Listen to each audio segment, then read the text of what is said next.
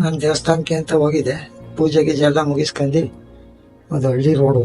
ನಾನು ಯಾವಾಗ ರೋಡಿಗೆ ಬಂದು ತಿರುಗಿಕೊಂಡೆ, ಒಂದು ಕಾರು ಫಾಸ್ಟಾಗಿ ಬರ್ತಿತ್ತು, ಡೈರೆಕ್ಟಾಗಿ ಬಂದು ಗುದ್ದಿತ್ತು. ಆಗ ಕಾರು, ನಾನು ಒಂದು ಕಡೆ ಬಿದ್ದಾಗ ನಾನು ಎದ್ದು ನೋಡಿದೆ, ಕಾಲು ಕಟ್ಟಾಗೋಗಿತ್ತು. ಗಾಡಿಯವ್ರಿಗೆಲ್ಲ ಫೋನ್ ಮಾಡಿಬಿಟ್ಟು ಆಂಬುಲೆನ್ಸಲ್ಲಿ ಮೈಸೂರಿಗೆ ಕರ್ಕೊಂಬಂದು ಹಾಕಿದ್ದಾರೆ. ಇಲ್ಲಿ ಡಾಕ್ಟ್ರು ಬಂದು ನೋಡಿದಾಗ ನಾವು ಗ್ಯಾರಂಟಿ ಕೊಡೋಕ್ಕಾಗಲ್ಲ, ಹೊರಗಡೆ ಒಂದು ಸ್ವಲ್ಪ ಚೆಕ್ ಮಾಡಿಬಿಟ್ಟು ಯಾವುದು ಹೇಳ್ತೀವಿ ಅಂದ್ಬಿಟ್ಟು ಒಳಗಡೆ ಕರ್ಕೊಂಡು ಹೋದ್ವು. ರಾತ್ರಿ 12 ಗಂಟೆಗೆ ಆಪ್ರೇಷನ್ ಇಟ್ಕೊಂಡು, ಆಗ ಗ್ಯಾರಂಟಿ ಕಾಲ್ ಕೊಡ್ತೀವಿ ಅಂತ 90% ಒಂದು ಭರವಸೆ ಕೊಟ್ಟರು. ಟ್ರೀಟ್ಮೆಂಟ್ ಅದೇ ರೀತಿ ಮಾಡಿಕೊಟ್ಟಿದ್ದಾರೆ.